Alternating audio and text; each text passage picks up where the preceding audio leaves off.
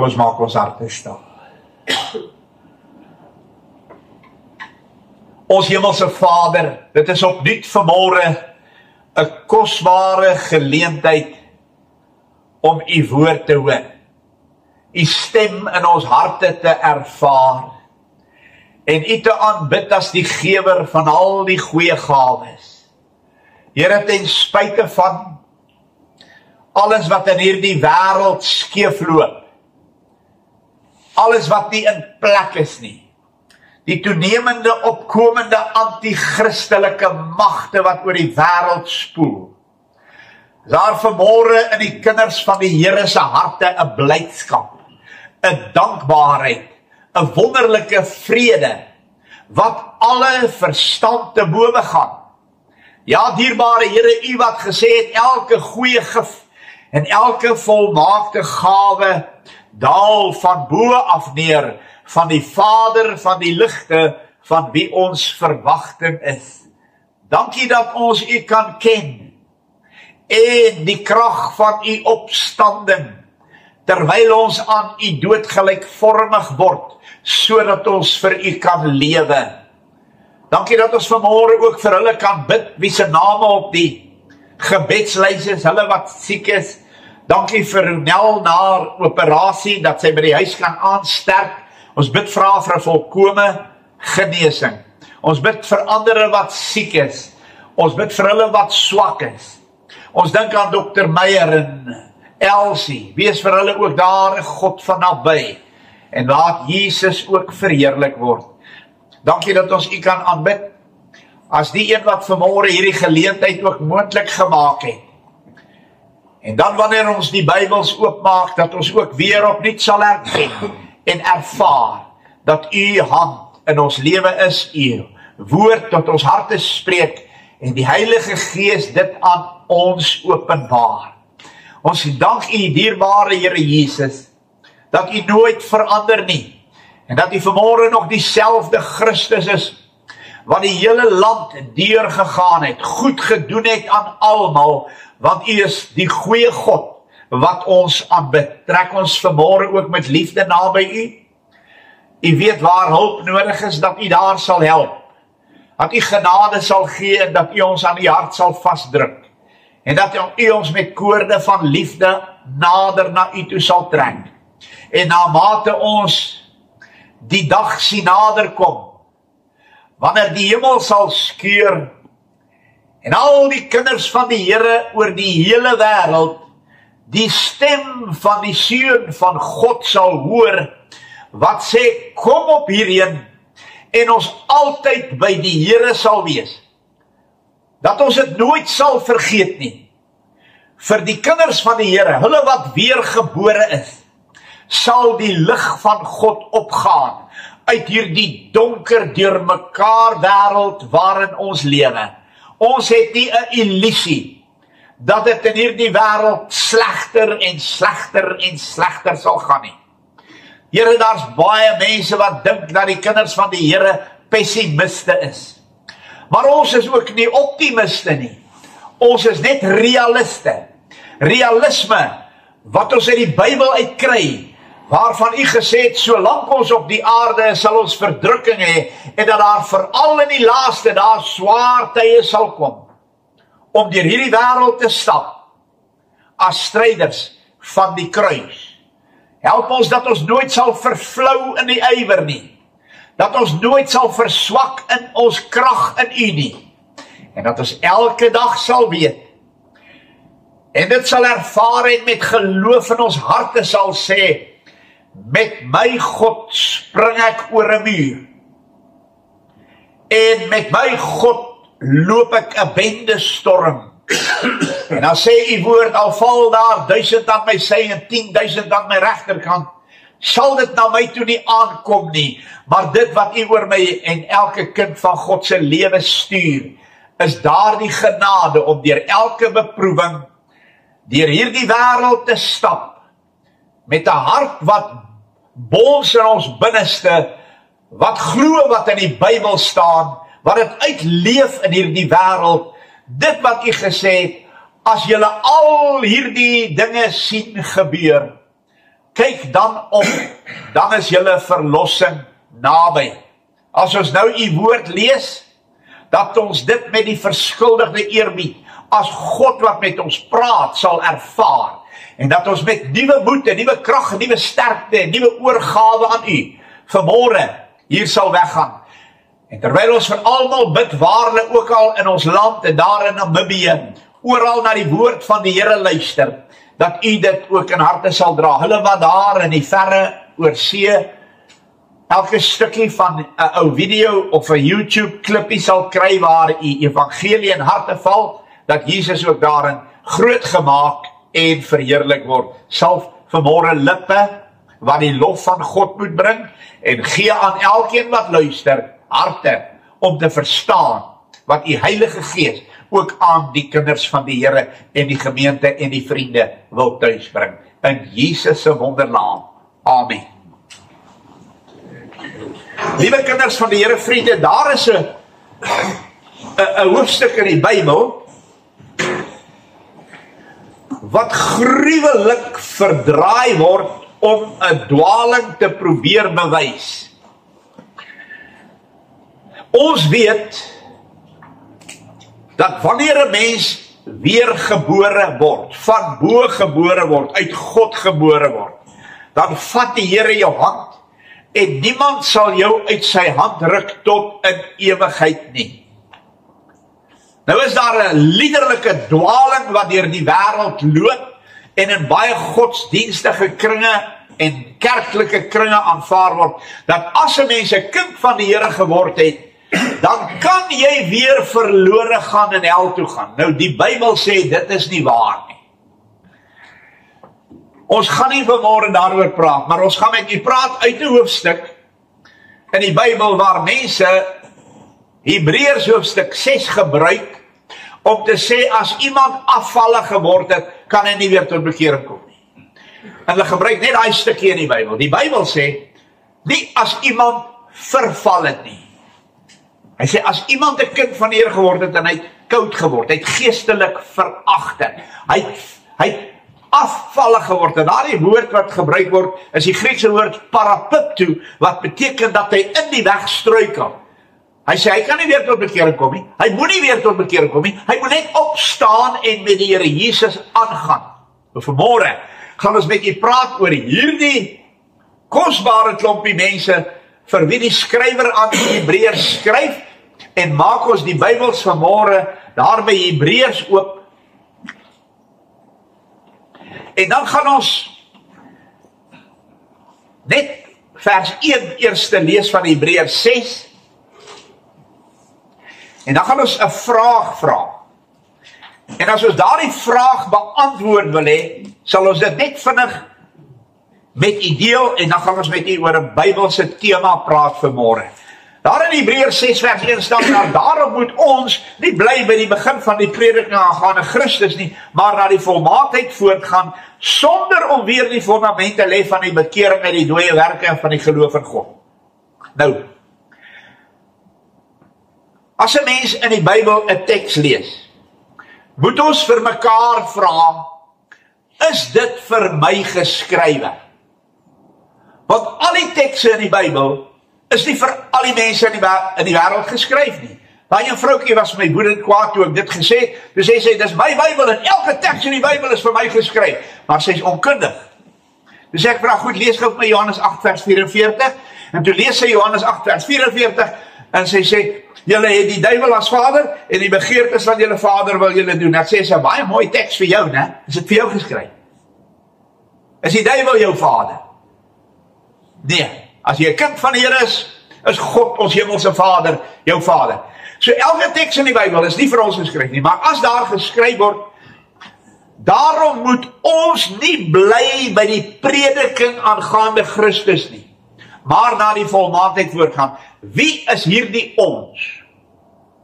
Dit is maklik om 'n gevolgtrekking te maak en sommer dit aan iemand toe te dig, maar ons moet in die Bybel kyk van wie word hier gepraat.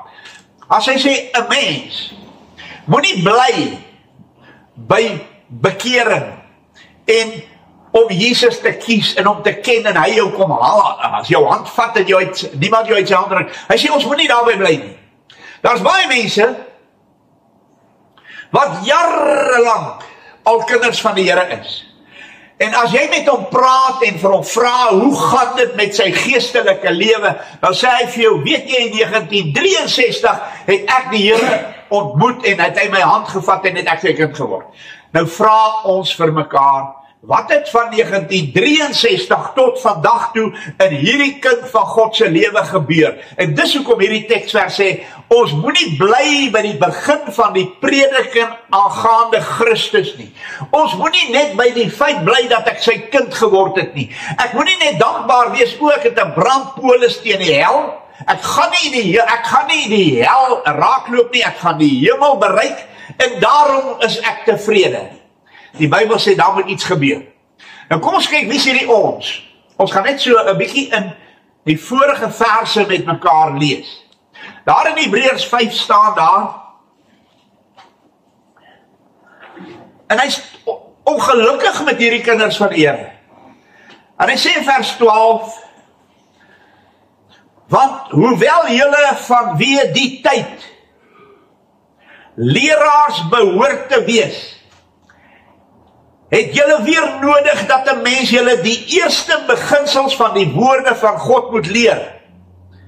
En julle het nie meer weer 'n behoefte aan melk en nie aan vaste spyse nie. Want elkeen wat melk gebruik is onervare in die woord van geregtigheid, omdat hy 'n kind is. Hier staan, hoewel julle vanweë die tyd al leraars behoort te wees, moet julle weer met melk gevoed word. Hy wil eintlik sê dat elke kind van die Here moet nadat hy weergebore is, geestelik groei, dat hy 'n leraar word om ander mense te leer. Ongelukkig gebeur dit nie. En ons gaan vanmôre 'n bietjie met mekaar praat oor 'n besondere tema, en dan juis hierdie woorde in vers 12 in Hebreërs 5. Julle moet vanweë die tyd leraars wees, maar julle drink weer melk. Julle is onervare in die woord, en wanneer iemand met julle oor sekere Bybels gefundeerde geestelike onderwerpe praat, dan wil julle sê, ek gaan net gou die dominee bel, ek gaan sien jou. Jy moet die dominee wees. Waar jy woon, waar jy lewe, waar jy werk, waar jy besig is. Vandat jy 'n kind van die Here word, soos die jare aangaan en die maande, moet jy jou verdiep in die woord van God. En nou gaan ons vanmôre met mekaar praat oor die tema, dit het tyd geword. Dit het tyd geword.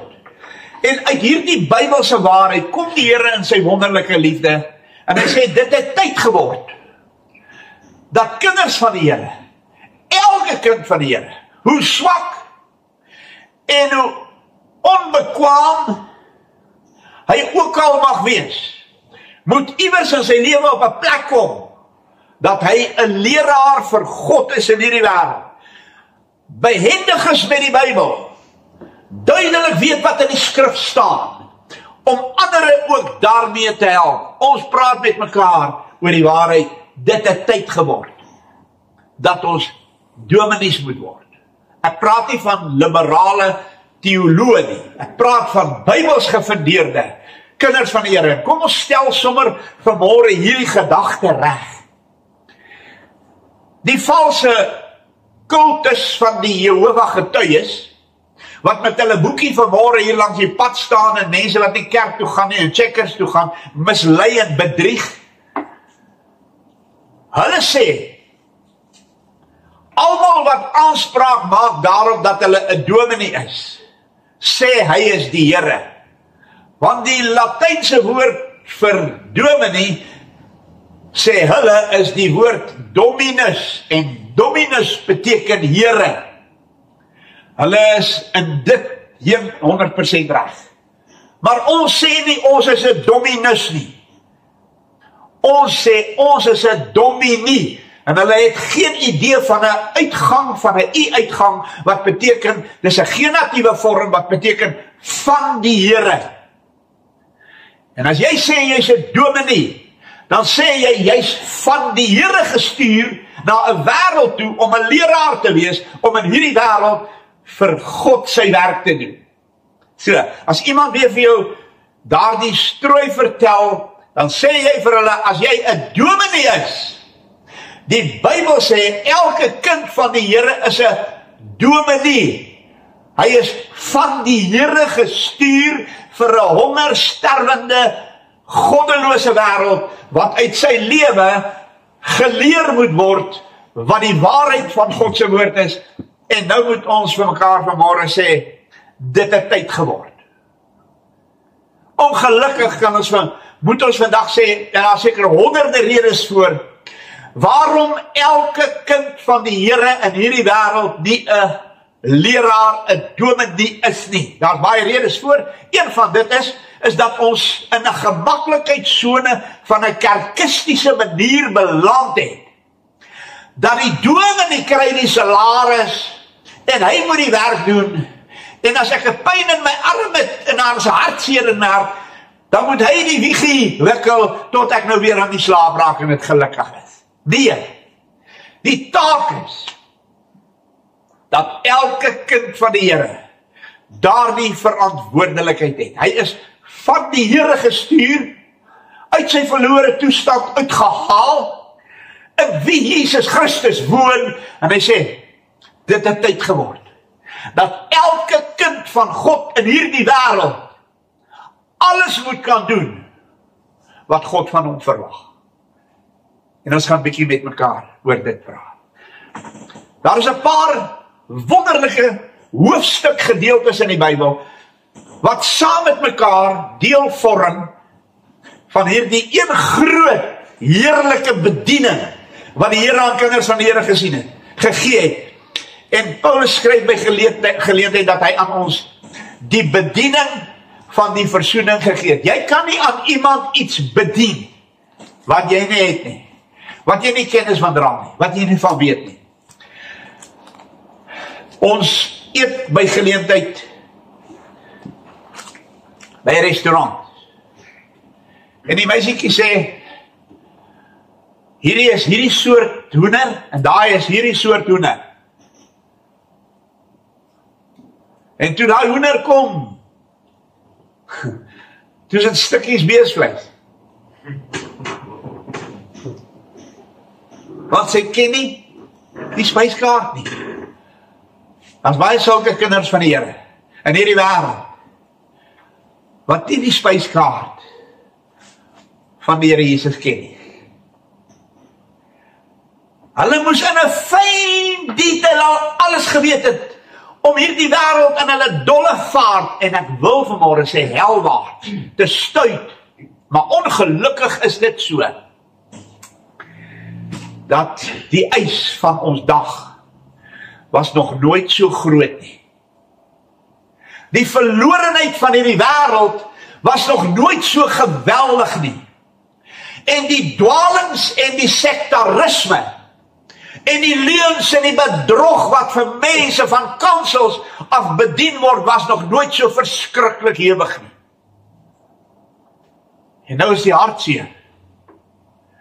Die mense in hierdie wêreld, wat vanweë die tyd, wat hulle kinders van God is, nog in onkunde lewe, is net so groot. En nou moet ons vanmôre hierdie ernstige saak met erns in ons hart bewaar, om vanmôre te sê, ek gaan vanmôre by hierdie Bybelse waarheid wegstap, en ek gaan op my knieë staan en sê, Here, ek is so lank al 'n kind van die Here, en as die dominee weg is, moet hierdie werk van die Here net so aangaan, soos dit nog altyd aangegaan het. En ek wil deel wees van dit in hierdie wêreld. Kom ons kyk vanmôre na hierdie waarheid, hoe om 'n leraar vanweer die tyd dat ek 'n kind van die Here geword het. Ek lees saam met u vanmôre 'n wonderlike waarheid in Kolossense 3 vers 17. En as u die Bybel saamgebring het, skryf dit neer of kry hierdie boodskap op YouTube of sit u naam op 'n lysie, ons gaan dit vir u stuur. Staan daar in Filippense hoofstuk 3 vers 17 hierdie woorde.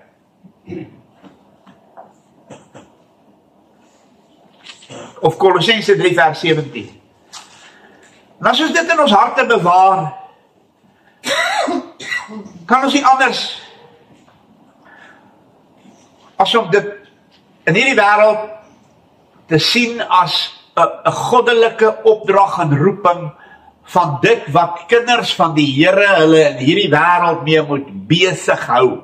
Hier staan: wat julle ook al doen, in woord of in daad, doen alles in die naam van die Here Jesus en dank God die Vader deur hom.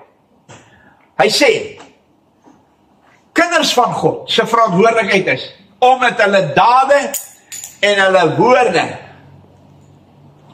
alles om Jesus Christus te draai. Nou weet ek, daar is sieninge dat sekere gebeurlikhede in die Christelike kerk na die uitstorting van die Heilige Gees vir daardie tyd so was. 3000 siele het op een dag tot bekering gekom. Nou word daar in kringe deur liberale idees gesê dat God verwag nie dat daar in elke tydperk op aarde 3000 siele op een dag tot bekering moet kom. Want dit was vir daardie tyd se mense. Nou vra ek vanmôre vir u, het God verander? Het God se woord verander? Ek sal glo dat daar tye is wat verander. Ek weet dat ons leef in die laaste dae. Ek weet dat die Bybel sê, God sê sommige van die geloof afvallig sal word en verleidende geeste en leringe van duiwels aanhang. Ek weet dat die Bybel sê dat in die laaste dae sal daar swaar tye kom. Mense sal meer liefhebbers van genot word as liefhebbers van God. Ek glo in my hele hart dat dit tye is van verskriklike anti-Christe en goddelose leefwyses van die Heilige Gees wat bedroef is omdat die gees van die anti-Christ oor die wêreld spoel. Ek glo al daai goed. Maar my Bybel sê vir my, daar waar die sonde meer geword het die genade van God nog meer oorvloedig geword. Dit beteken, ons kan nie vir God die skuld gee. Ons kan nie die tye op die aarde die skuld gee. Ons kan nie die moeilike omstandighede die skuld gee, omdat daar nie elke dag 3000 siele tot bekering kom. Ons kan dit nie doen nie. Want waar die sonde meer word die genade van God nog meer oorvloedig. En moet kinders van die Here deur hierdie wêreld, en ek hou daarvan om dit in die Engelse taal mooi uit te druk, growing, permanente toegewyde kinders van die Here, reuse vir God wees, wat deur hierdie wêreld stap en sê, dit het tyd geword. Dat elke kind van God, 'n Petrus, en 'n Jakobus, en 'n Andreas, vir die Here in hierdie wêreld word. Dit het tyd geword, dat ons ophou om ons ore uit te leen vir enigiets anders as wat in die bladsye van die Bybel staan. Ons moet vanmôre vir mekaar sê, alles wat ons doen in woord of in daad moet vir Jesus Christus gedoen. Die wêreld is nie ons woning nie. Ons het niks in hierdie wêreld ingebring nie. Ons gaan niks uit hierdie wêreld wegvat nie. En as dit so is, Waarmee hou ons besig? Wat doen ons? Ek praat van myself ook. Ek sluit my in. Ek staan op dieselfde vloer as u. Hoorie, kom ons skryf dit vanmôre op die tafels van ons hart. Kom ons vertrou die Here om 2 Timoteus hoofstuk 2 in ons lewe 'n realiteit te maak. Ons gaan 'n paar wonderlike waarhede met mekaar deel. 2 Timoteus hoofstuk 2 wys vir ons hoe om hierdie realiteit van dit 'n tyd geword om 'n dominee te wees. En hoe gouer, hoe beter. Vir u en my en vir hierdie wêreld. Ons lees 'n paar verse in 2 Timoteus hoofstuk 2. U moet die 2de hoofstuk van die 2de brief van Timoteus vir jou onderstreep die eerste 15 teksverse. Daarin word gewys en gesê en wat God verwag van elke kind van die Here. Nou voordat ek dit saam met u lees, wil ek vir u van Freddy vertel. Freddy was 'n persoon wat verstandelike vermoëns gehad het van 'n standaard 3 kind. Maar hy was 41 jaar oud.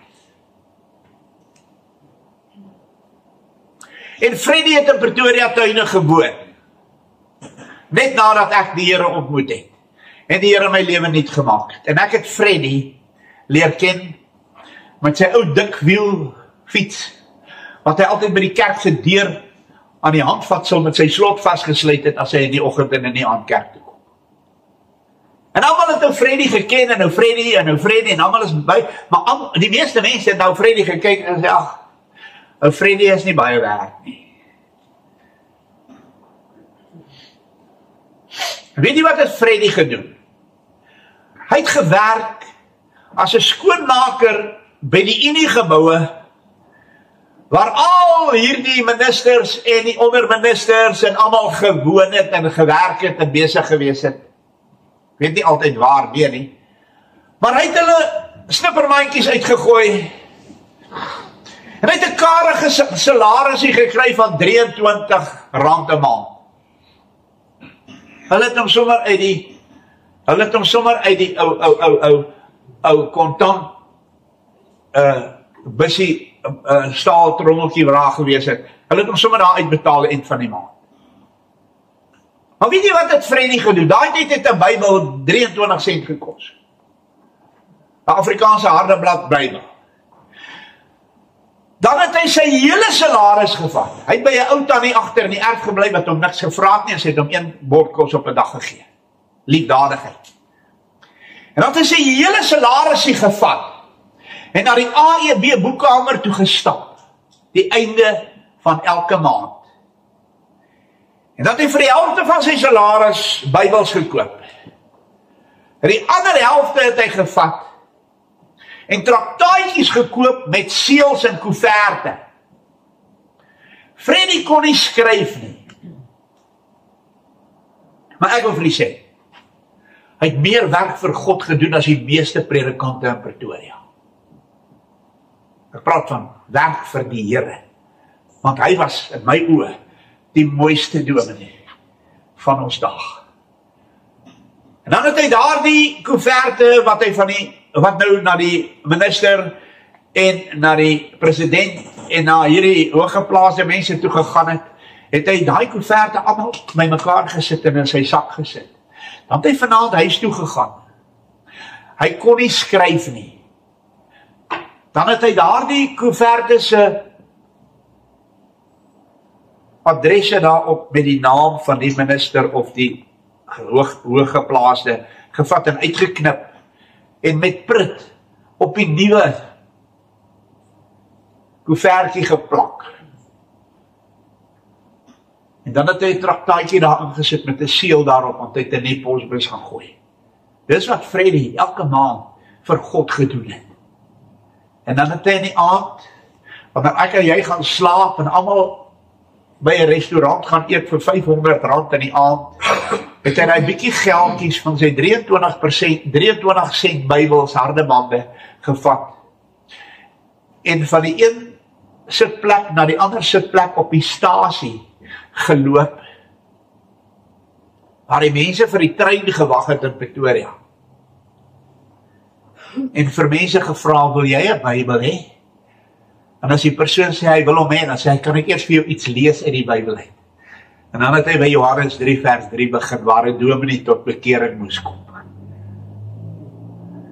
Nicodemus. Freddie het baie min kennis gehad. Intellektuele kennis. Maar van die Bybel het hy geweet. Hy kon nie verhale van die evangelie van Nicodemus en van Petrus en van Lydia die purperverkoopster. Hoe die Here elkeen benader het, hoe die Here elkeen gaan soek het, en hoe die Here met elkeen gepraat het, kon hy met almal deel elke dag van sy lewe. Freddie was 'n dominee met standaard 3 en 'n paar rand wat hy elke maand verdien het. Het hy in Pretoria meer mense vir God gewen, dink ek, as die predikante van almal in Pretoria saam. Ek wil vanmôre vir u sê, dit het tyd geword. Dit het tyd geword, dat ons vanweer die tyd predikante moet wees. Ons het verlede Sondag gepraat met 'n las in my hart. Om daardie las wat God op my hart sit, te dra, en te sorg dat daardie las groter word. Timoteus 2, die eerste 15 teksverse, hoor wat staan daar. Nommer 1, jy dan my seun, wees sterk, deur die genade wat in Christus Jesus is. Hoekom begin hy hoofstuk 2 vers 1 met wees sterk? Ek gaan net die helfte van hierdie Afrikaanse gesegde vir u sê. Om vir die Here te lewe en 'n dominee te wees, kos 'n man op 'n perd. Kos 'n man op 'n perd. Wees sterk. Sê hy vir hierdie kind van die Here. Die jongste dominee in die Bybel. Die jong dominee wat moet geleer word, wat moet gehelp word, moet ondersteun word, want hy het geweet, dis nie goed genoeg dat hy net 'n ontmoeting met God gehad het nie. Hy moet groei, hy moet sterk word in die Here.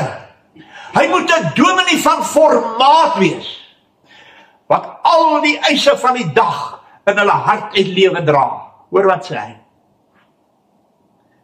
En wat jy van my gehoor het, onder baie getuies, vertrou dit aan getroue manne toe. Hy sê nie mense wat 'n teologiese graad het en 'n admissie geswat het en wat presies alles van hermeneutiek weet nie. Dit staan nie. Vertrou dit aan getroue manne wat bekwaam sal wees om ook ander te leer. Dominees word nie op kweekskole gevorm nie. Dominees word gevorm wanneer die Heilige Gees van God in hulle harte woon. Wanneer hulle weergebore is en hulle aan die Here toevertrou, hulle hele lewe, hulle talente, hulle oorgawe, hulle gehoorsaamheid, hulle lewensbestaan. Hy sê, en as jy dit leer, sê vir ander mense daarvan. Vertrou dit aan getroue mense toe. Getrou in sy woord. Getrou om te bid. Getrou om met ander mense te deel. Getrou om te vergewe. Getrou om die minste te wees.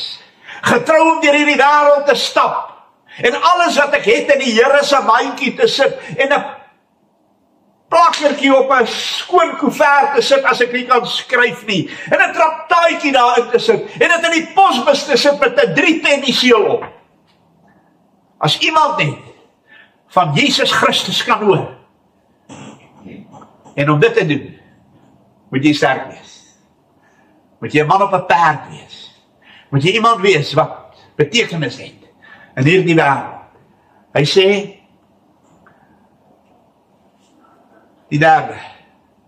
Ly dan verdrukking, en as jy swaar kry, gaan sit by die huis en sê, ag, is dit die moeite werd om die Here te dien. Dit staan hier nie. Hier staan, ly dan verdrukking, soos 'n goeie krygsman van Jesus Christus. Nie 'n Suid-Afrikaanse soldaat, wat soos 'n varkhok in die Kongo, tussen 'n klomp moeras gemors, boeke en blaaie en ek weet nie of jy dit gesien het nie. Bly nie. 'n goeie krygsman van Christus.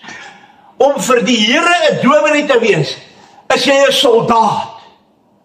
Om 'n kind van die Here te wees, is jy 'n krygsman. Is jy iemand wat opstaan vir wat verkeerd is. Is jy iemand wat weet dat daar in hierdie wêreld 'n vyhandige moondheid is, waarteen ek elke dag te staan sal kom, en ek sal verdrukking ly, en ek sal swaar kry, maar dit maak nie saak nie. Want ons is eendag by die huis, nie lank hier vandaan nie. Nou praat hy vanmôre met my, en hy praat met u, en hy praat met elke kind van die Here.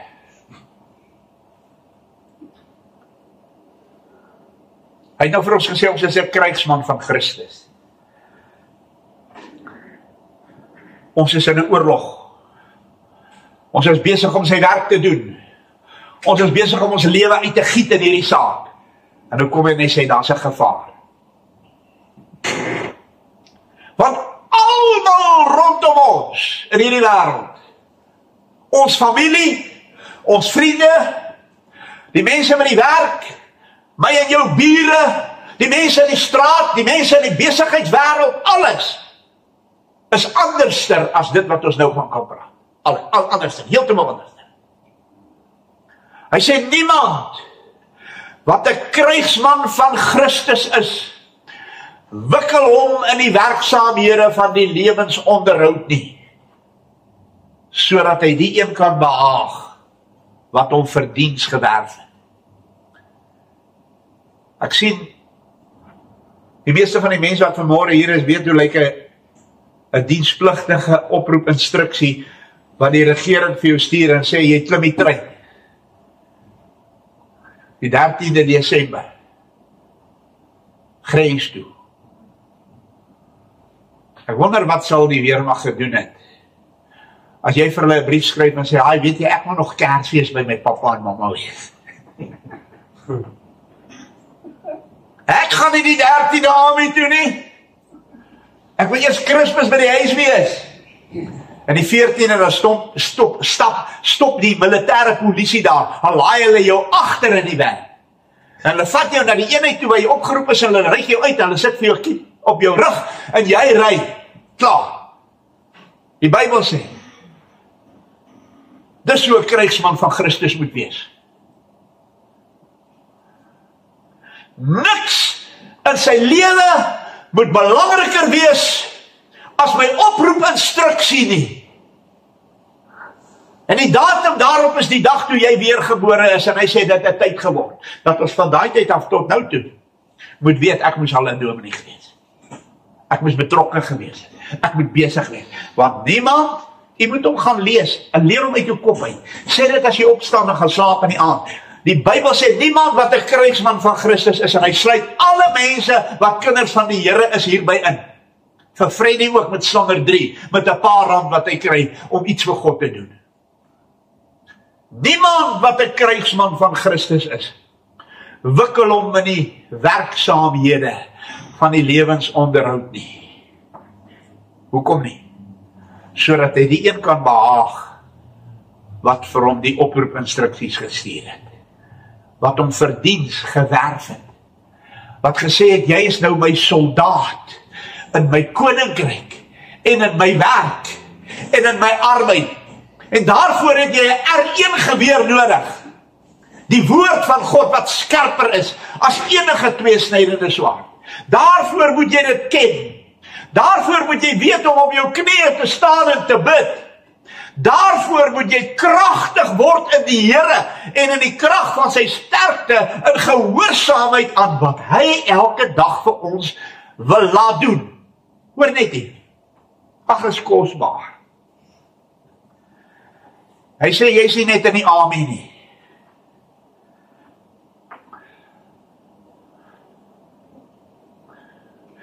Pieter Pretorius het vanmôre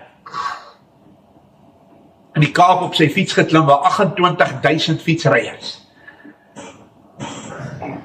besig is om oor die 100 kilometer te ry in 'n kort rukkie.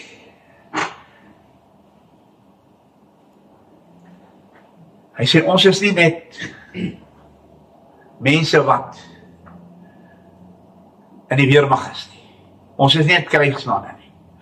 Ons is ook mense wat die Comrades Marathon hardloop. Dus iemand wat begin met 'n strydende, harde realiteit. As ek op daardie fiets geklim het en ek voel my bene pyn en my longe brand en my bloeddruk klop in my kop, dan dink ek nie daaraan nie. Dan wag ek dat hy oor die 100 kilometer verby moet gaan en ek moet hierdie mense wat saam met my is, 28.000 van hulle saam meemaak. Ek en jy is marathonatlete, ingeskryf. En ek weet wat dit is om die Comrades te hardloop. Ek het dit ervaar. Alrede hoekom jy later aanhou, is omdat jy nie dit wat jy alreeds gehardloop het wil laat verbygaan. Dit opgee nie. Jy hou aan en aan en aan en aan en aan. Hier staan hierdie wonderlike woorde. En verder, as iemand aan 'n wedstryd deelneem, word hy nie bekroon as hy nie volgens die reëls gewedywer het nie. Daar's iemand wat onmoontlik die Comrades op 'n 30ste plek kon wen. Die jaar toe ons gehardloop het. Iemand wat onmoontlik, wanneer hy sy toelatingsvereiste vir 'n Comrades Marathon gedoen het van ander halfmarathonne wat hy moes slaag en hy moes inhandig hoeveelste het hy gekom en wat was sy tyd. Toe kom hierdie ou die 30ste by die eindpunt by die Comrades aan. En dan gaan die papier en hulle sê hierdie ou kon onmoontlik op nommer 30 gewees het. Want sy halfmarathonne se tyd was minder en korter. En toe gaan hulle na die kameras toe. Weet jy wat hy hierdie ou gedoen? Hy het iemand gehad wat verbygery, toe slip hy in die kar in. Toe ry hulle by al die ouens verby, toe laai hulle vooraf. Die Bybel sê, as 'n mens aan 'n wedstryd deelneem, word jy nie beloon as jy nie volgens die reëls wetywer nie. Jy kan nie in 'n kar klim en sy eentjie aanry en vooraf gelaai word en dink nou gaan jy wen nie. Daar's nie 'n maklike pad in God se koninkryk nie. Daar's nie 'n shortcut nie. Daar's nie 'n maklike manier nie. En ons lewe mos in die tyd dat mense ek wil dit vertel. Alles wil reg praat. Ek staan eendag by mense wat uit die gemeente uittrek. En hulle laai en hulle laai en hulle laai al die goed in hierdie vervoerbaar en later is daar net al die swaar goed, die diepvriesers en die yskaste en die stoof en die goed. En terwyl hulle nou hierdie klomp mense wat nou die goed uit die huis uitdra, hierdie groot vrieskas, 'n kustipe vrieskas, uitdra. Dus omtrent 10 mense wat dra. En hierdie een persoon nou, ek hulle mooi dop, dra hy so 10 centimeter onder hierdie vrieskas op die hoek. Hy dra glad nie. Maar het lyk of hy dra, hy sê, au, keer, wow. Maar hy raak nie eers aan die vrieskas nie. En ek sê vir hy ander klomp wat daar dra, ek sê, hey, julle moet hierdie ou kom kyk. Hy lieg vir julle, hy dra niks nie. Hulle sê vir my, ag meneer, ons ken hom, hy dra net met sy bek, sy hele lewe lang. Ek wil vanmôre vir u sê, daar's mense wat lyk asof hulle dra. Daar's mense wat mooi lyk asof hulle in die wedstryd is. Dit lyk of hulle pragtig, al die klere is aangetrek en die skoene is vasgemaak en hulle hardloop saam. Maar hulle klim in die motor en hulle ry saam en hulle laai hulle ander kant af. Ons moet vanmôre vir mekaar sê, daar's nie 'n maklike manier nie. Daar's nie 'n maklike manier in die koninkryk van God nie. Daar's nie 'n kort pad nie. Ek kan nie met my bek dra nie. Ek gaan my nie uitpraat uit hierdie saak uit nie. Ek en jy is in hierdie redreis vasgevang van God se koninkryk waarin ons moet lewe, waar ons moet bid, waar ons moet werk, waar ons mense se hande moet vat, waar ons 'n goeie krygsman en 'n wonderlike atleet in hierdie koninkryk saak van God is, met ons hele hart en ons hele siel. Dit het tyd geword dat dit verander in elke kind van God se lewe, in die wêreld waarin ons leef. As jy vanmôre weergebore is, hy sê,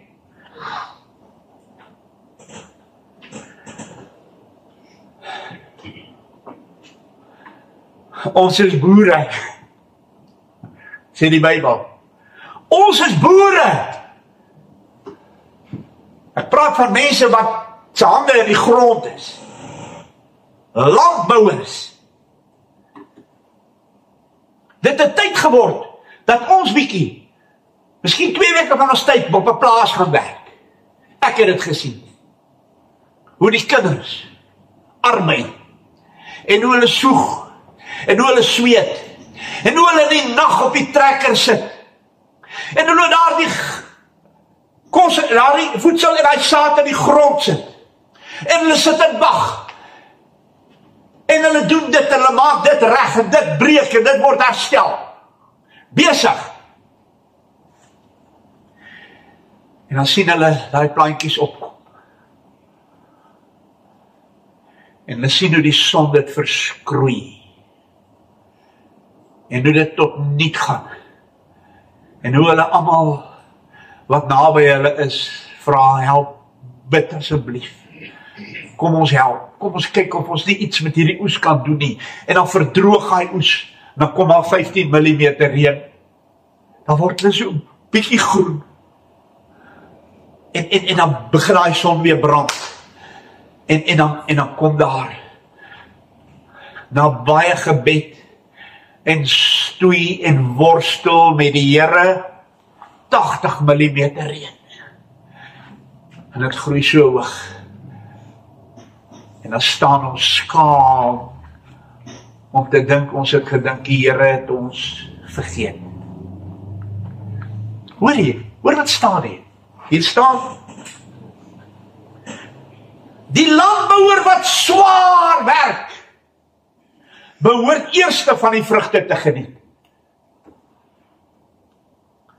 Baie min kinders van die Here ervaar hierdie wonder van God om vir iemand te bid en te sien hoe die duiwel hom saam sleep en in die nag opstaan wanneer mense swaar kry en 'n hand gaan gee. En hulle ken nie die Here nie, hulle wil nie die Here ken nie, hulle praat oor die Here se woord niks nie, en dan bel hulle jou 3 uur in die môre van 3 susters af en sê, ek en my ma, wat siek is in die kar, en ons kinders allemaal in die kar het nie gebreek, wat moet ons doen? Dan klim ons in die kar, dan ry ons 3 susters toe, dan gaan al ons hulle, en ons werk hard in die koninkryk, elke kind van God moet dit doen, en dan eendag, dan word hulle niet, en hulle word mooi mense, en hulle word kinders van die Here, en hulle lewe vir hom, en dan kan die landbouer, daai kind van God, die vreugde smaak, om eerste van die vrugte te geniet, van hierdie mens, wat met baie soeg en sweet en arbei en hulp, en bystand, uiteindelik, na Jesus toe gekom het. Ons is landbouwers, wat baie swaar werk, sê die Bybel, dan sal ons eerste van die vrugte geniet. Dan sal ons sien wat beteken dit, om in die koninkryk van God te werk. Nie hierdie langsakkige, oppervlakkige, goedkoop godsdienst van ons dag. Kerk toe en huis toe en elke derde Sondag sal ek nog dalk besluit, en as ek in die môre nie lus het nie, dan gaan ek nie. Dis goddeloos. Dit is nie wat het beteken.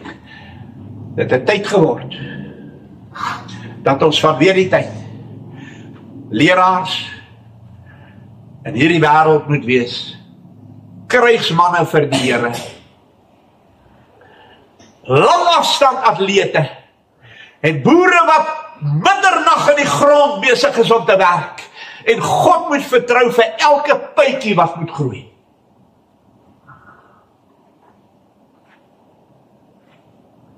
En nou kom staan hy vanmôre by ons, en ons gaan hierby stop.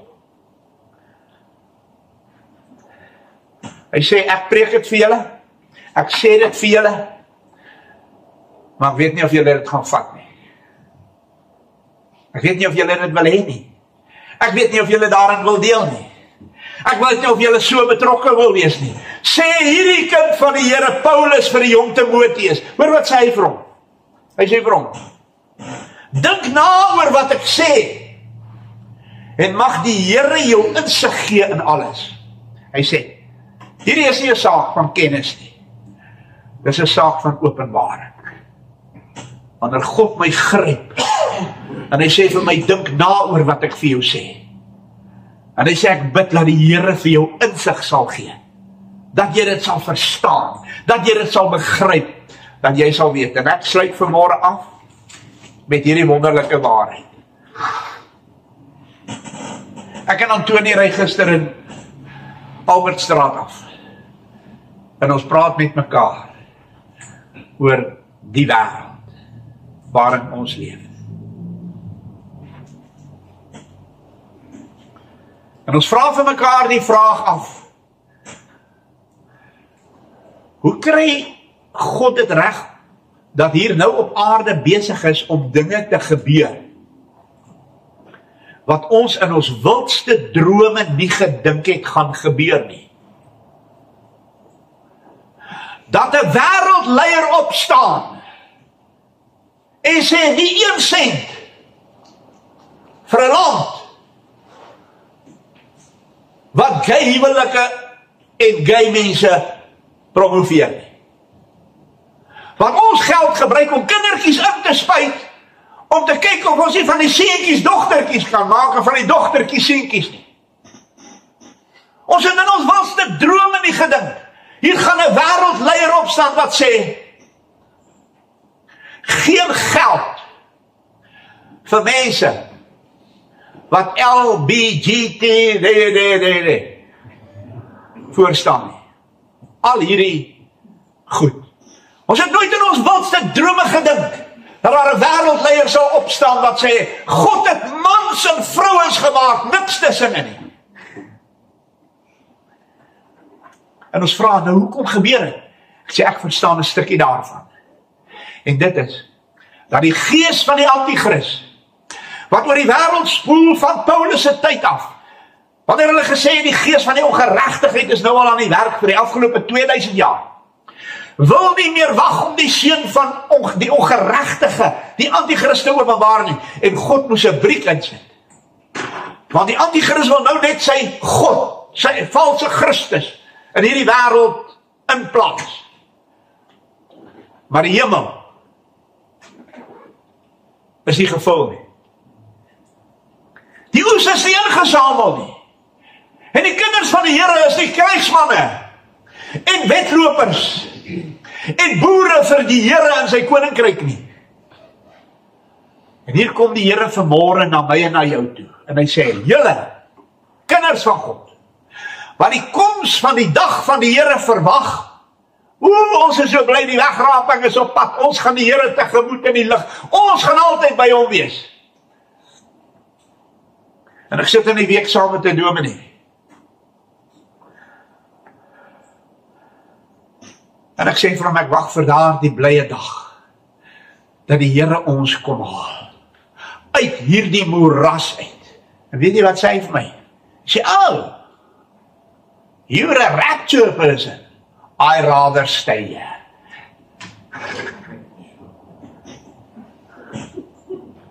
I'd rather stay here. En ek sê vir hom, jy kan maar hier bly, saam met die antichrist en alles rondom. Jy sien ons probleem is, hy sê, ons kan nie net die koms van die Here verwag nie. Ons moet dit verhaas. Kinders van God, dit het tyd geword, dat ons die koms van die Here Jesus verhaas, deur met hom te lewe as dominees, leraars, in hierdie wêreld, elke dag van my lewe, en my nie te wikkel in die werksaamhede van die lewensonderhoud nie, sodat ek hom kan behaag, wat my vir sy diens verwerf het. Wat ek maar weer vir u vertel. Ek koop vir u 'n nuwe motor. 'n heerlike, pragtige, mooi. Kom ons kyk nou maar na die weste op die mark. 'n Toyota. En jy koop vir jou 'n splinter nuwe Toyota. En jy betaal hom en jy skryf betaal die geld oor en die ou sit daar, hy sien is in die bankrekening en dan sit 'n mooi groot hartjie bo op hom, hulle sit 'n stryk om, hulle neem 'n foto saam met jou, hy gaan nou na die plaaslike koerant toe, jy het vir jou 'n nuwe Toyota gekoop.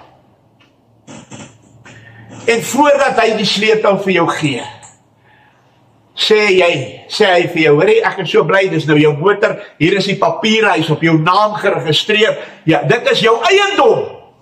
Maar ek moet net vir jou sê, jy mag net 3 dae in die week met hom ry. Sondag kerk toe, maandag werk toe en Vrydag terug van die werk af. Net 3 dae. Mag jy ander dae ry met hom. Sal jy daarmee tevrede wees? Maar dit is wat ons met God doen. Dit is wat kinders van die Here met die Here doen. Jy het my gekoop met die bloed. My naam is in die handpalms ingegraveer. My naam is in die boek van die lewe geskryf. Jesus het met sy bloed betaal dat ek aan hom kan behoort.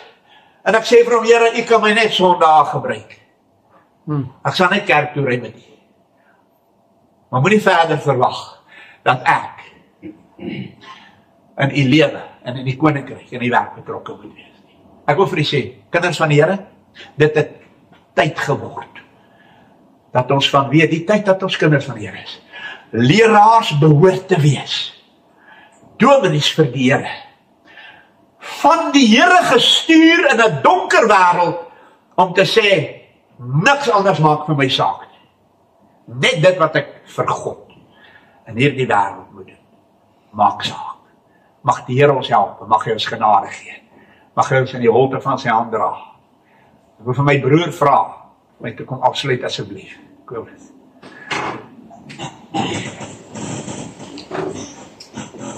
Ons is dankbaar. As nou nie 'n Sondag waar daar nie meer as een dominee in die kerk is nie. Dis kosbaar. Dankie my broer. Ons sit net so en dan sluit ons die oë. Hemelse Vader, dankie dat ons vanmôre weer die voorreg gehad het om hier bymekaar te kom. Dankie dat ons die voorreg het om U te nader in die naam van die Seun Jesus Christus, ons verlosser. Here, ons kyk na die wêreld en dit is hartseer om te sien hoeveel mense storm voort na ewigheid sonder U. As ons daaraan dink, Here, en dan het ons die manier om te sê en om te dink, ja, iemand sal maar vir hulle van U vertel. Terwyl ons self vanmôre hier bymekaar is en uit die woord gehoor het, wat U verwagting van ons is. Ons weet, Here, dat U ons nie gered het, net sodat ons nie sal hel toe gaan nie. U het ons gered, sê U woord baie duidelik, sodat ons sout en lig in hierdie wêreld moet wees. Here Jesus, en dan sê U self, waarvoor is die sout goed as dit laf geword het? Dit dien vir niks meer as om uitgewerp te word nie. Here, in my eie hart, en ek glo in my broers en susters se harte, spreek dit vanmôre, om te besef dat U in die woord sê, wanneer julle skaam vir my, sal ek my skaam vir julle voor my Vader en sy engele. Maar wanneer julle nie vir my skaam nie, sal ek my ook nie vir julle skaam nie. Dan wonder ek, Here, of dit partykeer is omdat ons skaam is vir U, dat ons nie doen waarvoor U ons geroep het en waarvoor U ons gered het nie. En ek besef, Here, dat U ons volledig toegerus het vir hierdie werk. U het U woord vir ons gegee, U het U Gees vir ons gegee in ons binneste, sodat nie een van ons, U kinders, 'n verskoning kan hê om nie predikers van U woord te wees in 'n verlore gaande wêreld nie. Vader, ek bid vanmôre dat U in ons harte sal opwek 'n liefde en 'n wil om U werk te doen in hierdie wêreld. Ek bid dat U in ons hart en in ons gedagtes dit sal vasmaak om nie vir U skaam te wees nie. Ek dink aan 'n ou vader, Here, wat by 'n laaste byeenkoms vir sy kinders en vir sy mense gesê het, ons mag nooit vir die Here skaam wees nie. Ek bid dat U daai feit in ons harte 'n realiteit sal maak, meer en meer. Here, help ons en lei ons deur die Gees, om al is dit op hoe klein manier, op hoe nietige manier wat ons ook dink, nie vir U skaam te wees nie, maar U woord vir elke mens wat dit nodig het gee. Ek weet dat U woord sê, Here, niemand kan glo as hulle nie gehoor het nie, en niemand kan hoor as daar nie een is wat preek nie. En ons het vanmôre gehoor, Here, dat dit ons is van wie U dit verwag. Ons wat U hande en voete moet wees, ons wat U mondstuk moet wees, ons wat U lig moet wees, en ons wat die sink moet wees. Ek bid dan dat U ons hierdie genade sal leer, en daarin sal lei, in Jesus naam. Ek bid ook vanmôre, Here, vir ons leraar, vir Dominee Pieter en vir Corrie, dat U hulle sal seën in die werk wat hulle doen. En ook nie net vir hulle nie, Here, maar vir elkeen wat sy lewe daarop toegewy het, daaraan toegewy het en om daarop toespits, om U woord te verkondig. Nie, Here, om gesien te word deur mense, of om dominee genoem te word nie, maar omdat hulle harte het vir die wat verlore gaan. Omdat hulle dieselfde hart het wat U het. Omdat U woord sê, Here, U het 'n verlore wêreld so lief gehad, dat U U eie seun, U self vir hulle geoffer het. Laat ons dan daai, wat in U, Here, 'n realiteit is, ook in ons harte as 'n realiteit sal ervaar. Ek bid dit in Jesus naam, en ek dank U vir U genade, U beskerming en U bewaring, en U leiding deur U Gees. Amen. Mag die genade van ons Here Jesus Christus, die wonderliefde van God ons Vader en die opsoekende, liefdevolle gemeenskap van sy soete Heilige Gees met elkeen wees en bly. Amen.